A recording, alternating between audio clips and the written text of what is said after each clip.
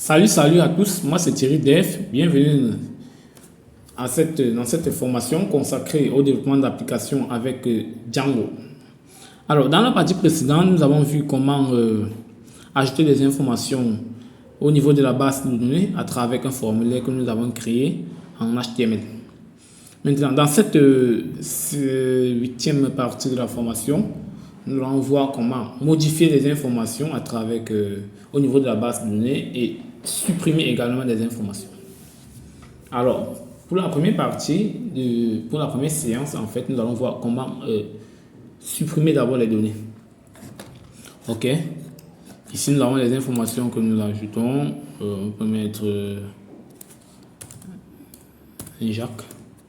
Ici, on met son numéro. Ici, on met son email. Ici, on met partie 5. On envoie. Vous voyez que ici on a 4 qui est Jacques. Voici son numéro. Voici ça. Ceci. Et également, voici sa photo qu'on a ajoutée. Supposons on voulait en fait qu'il y a un message qui s'affiche lorsqu'on enregistre quelqu'un. Voilà, tout simplement, on va mettre ce message ici. Une fois qu'on enregistre l'utilisateur, on va faire un message. Pardon, il va falloir importer un message. Ici, on va importer message from Django dot country import messages. Ok, on se trouve ici.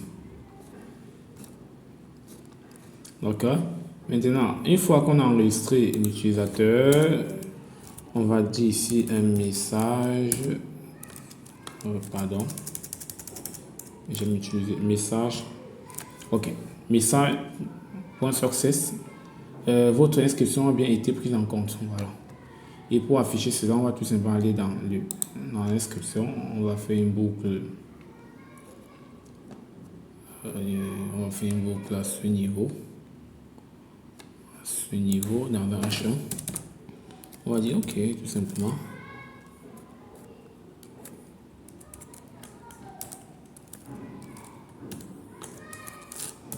For message et messages. Et dans un H1, qu'est-ce qu'on met? On met sur la variable message.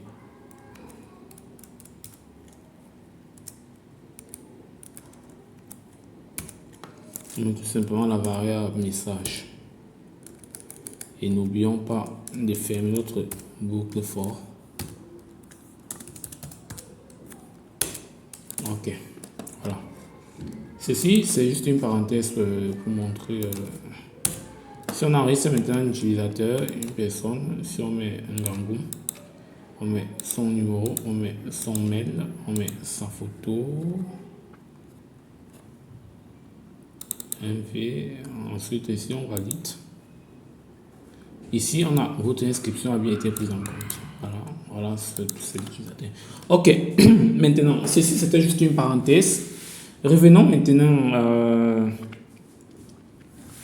au vif du sujet.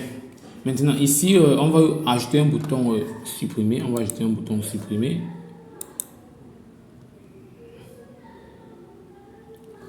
On va ajouter un bouton supprimer.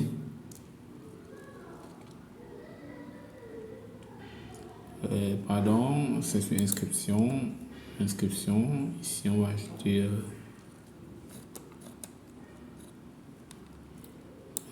un bouton supprimer ici à la fin. On va dire delete. Super. On va changer le message. Supprimer. Et on va enlever ce monsieur. Voilà. On met rien là pour l'instant. Voilà. On peut ajouter également. Si on affiche ceci, voilà. Si on actualise, c'est supprimé. Voilà. Donc on aurait pu mettre une classe Bootstrap là-bas.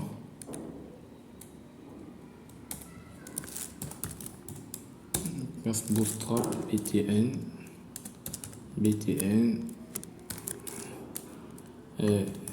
Dangerous. Ok, super. Donc, le bouton supprimer, il n'a pas encore d'action. Il n'a pas encore d'action. Maintenant, on peut supprimer. Également, on peut mettre action.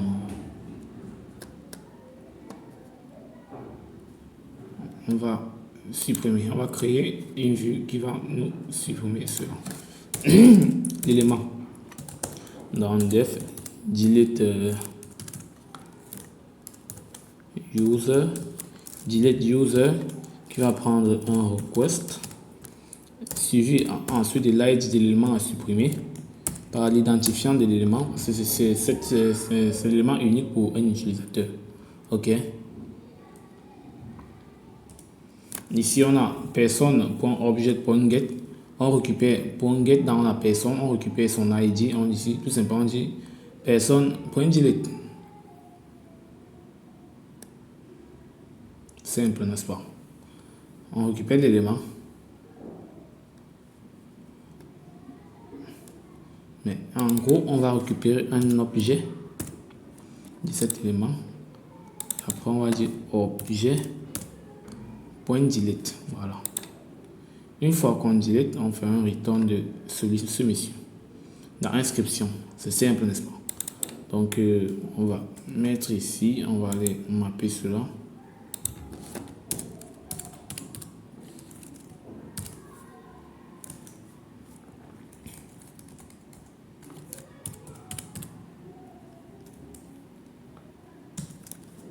Voilà, donc delete user qui va prendre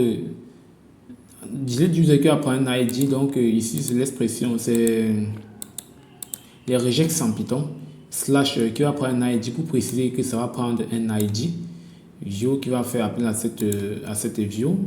Voici son name que nous avons mis ici. Ok, ceci sont les expressions régulières en Python. Super. Donc cette fonction, nous pourrons aller tout simplement l'appeler ici la fonction delete.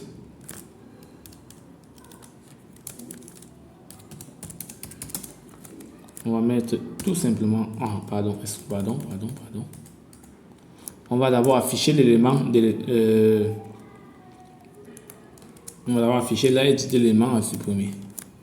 C'est user.piqué.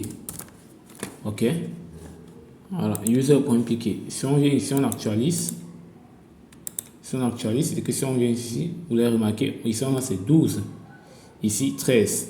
Ça c'est l'ID des éléments qui s'affichent juste là. Ok, maintenant. Ensuite, si vous remarquez bien ici, on a dit la fonction slash l'ID. Donc ici on va mettre tout simplement slash la fonction slash celui-ci. Super. Ok. Ici on actualise à nouveau. Si on actualise à nouveau, regardez. Ici c'est Thomas. On a deux Thomas. Si on supprime le premier Thomas, qu'est-ce qui se passe? Allez, c'est supprimé. On supprime également le deuxième. Supprimer. Également, c'est supprimé. Ok. Donc voilà comment supprimer les données au niveau de notre table. Tout simplement, on récupère l'élément et on pourrait également utiliser le get object for 04. Donc voilà la manière la plus simple pour pouvoir supprimer un élément. On récupère l'ID de l'élément, ensuite on applique tout simplement la fonction delete et ensuite on fait une redirection dans inscription. C'est pour cette raison que lorsqu'on supprime, on reste toujours dans inscription. C'est à cause de cette redirection. Donc ici remarquez bien, lorsqu'on supprime un élément, on retourne encore dans inscription. Donc c'est à cause du redirect. Ok, donc merci de nous avoir suivis. Rendez-vous dans la prochaine vidéo qui va parler des modifications. Comment modifier les données dans un formulaire au niveau de la base de données. Pardon. Ok, si vous avez aimé cette vidéo, n'hésitez pas à mettre un pouce bleu. Et si vous rencontrez également des problèmes lors de votre phase pratique, n'hésitez pas non plus également à rejoindre nos forums nos forums WhatsApp dont le lien est en description de la vidéo. Merci et rendez-vous dans la prochaine vidéo.